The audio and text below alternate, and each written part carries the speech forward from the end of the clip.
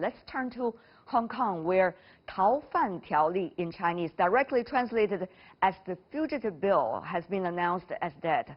Hong Kong Chief Executive Carrie Lam announced an end to the bill and reiterated that there is no plan to restart the legislation.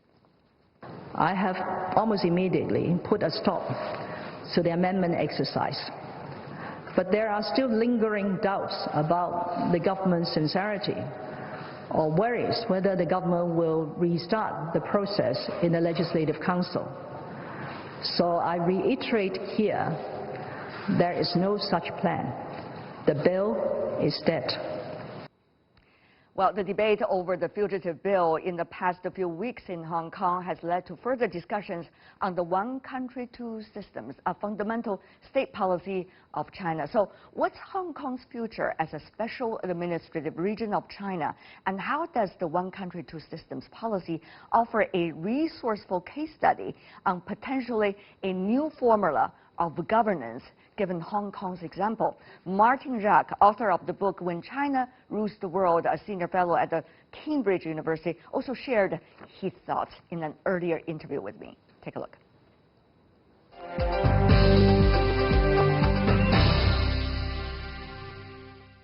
Well, first of all, I want to say that one country, two systems was a brilliant innovation by China and approach to the question of its relationship with Hong Kong. Secondly, I would say that it's also a very difficult challenge, because at the heart of it is an ambiguity. Do you mean which one, or if you mean both, which is primary, or how does it move, how does it shift around, how does it change over time? So it's not a simple edict. It's a very difficult philosophy, if you like, to follow. The third thing, maybe it's a better word, sophisticated philosophy. Yeah, okay. Not just necessarily difficult, but rather sophisticated. Take a lot of making sure all the moving parts are falling into the right places. It is very sophisticated because, and it comes from Chinese civilizational history. And China as a civilization state, this way of thinking. So that's what makes. I mean, a Western state would never think like that. One country, one system. That is the nation-state, Western nation-state way of thinking. But I think that the difficulty that the Chinese government faces now, and obviously the government in Hong Kong, is that it has to be able to win the trust of most of the Hong Kong people. I mean, you know, the violent people and so on are a small minority and to be condemned. But the large numbers of people, we have to win their hearts and minds.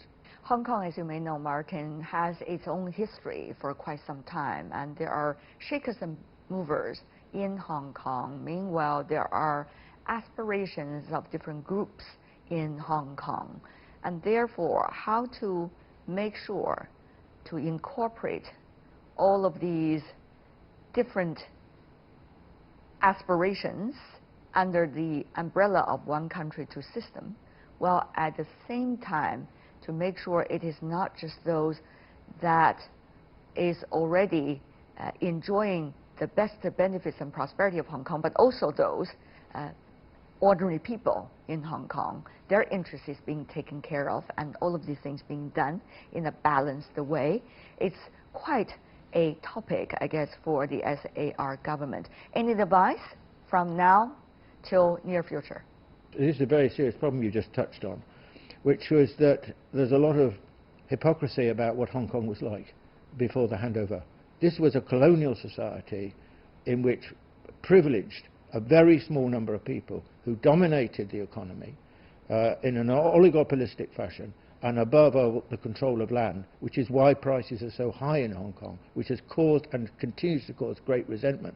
So there's that, you know, there are a lot of problems in Hong Kong which need to be tackled by the Hong Kong government of a social and economic kind, which are crying out for attention and have been crying out actually for quite a long time.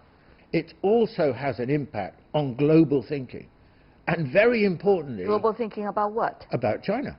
And this is very, very interesting in the Hong Kong question, because the difficulty that China is experiencing with Hong Kong is about a Chinese society which has grown up in Western ways and with Western norms and Western values.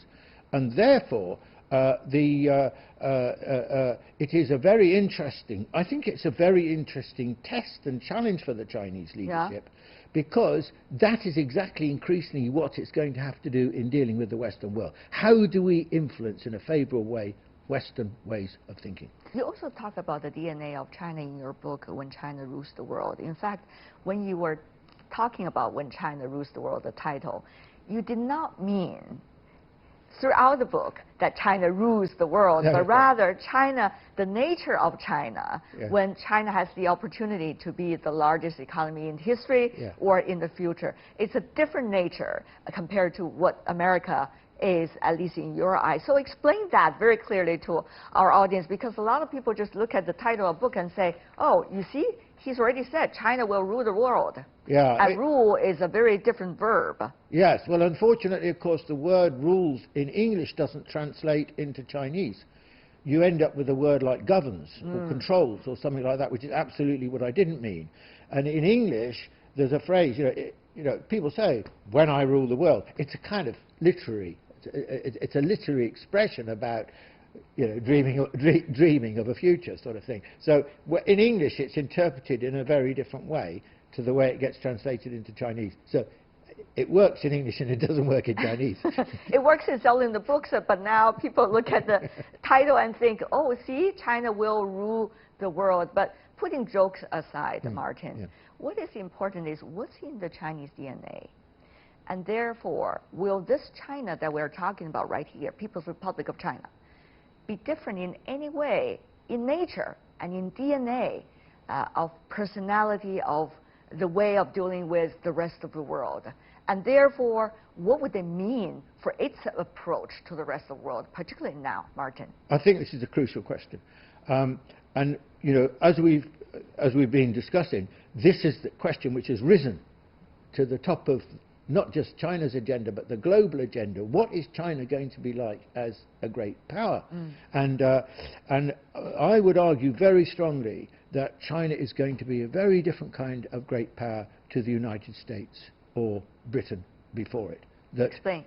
Well, China has never seen itself in an evangelizing, missionary, conquering manner, ever in its history. I mean, when you think of China, you don't think of the great battles that it's won. You don't think of its great military qualities. I'm not saying it couldn't have them, but that's not the way we remember China. Unlike, for example, the United States or many countries, which for the Americans, the military is really the most coveted form of power. What do you mean? Give us some examples. Maybe some of the American viewers looking at this and say, that's not true. America has used military power globally many, many, many times in many, many different countries. And this goes back deep into the heart of the formation of the United States, which, let's be frank about it, was based on violence. It was based on the theft of land in the first instance from the Native Americans, the Amerindians. So there's a long history, and then the expansion of the frontier westwards across the United States was, in no small measure a military expansion, often being done, by cowboys and so on. So your conclusion is? My conclusion is that China will be a very different kind of great power to, for example, the United States or the UK, because China's main expressions of its power are going to be economic and cultural. Western tradition, it's been much more military and political. Martin, we're running out of time for today, but 10th anniversary of this book, When China Rules the World, which have a big impact on many's understanding of China. Before we go, any final thought? Well, yes. I mean, talking about anniversaries, we're coming up to the 70th anniversary of the People's Republic of China. And what an extraordinary achievement this has been. When countries go into decline, it's extremely rare for them to reverse that decline and rise again. And China, since 1949, has probably defied history and defied gravitational pull in terms of decline, and has risen in a most extraordinary way. So I would suggest that China maybe has 70 candles, but also one candle, because it is still so young and forward-looking in outlook.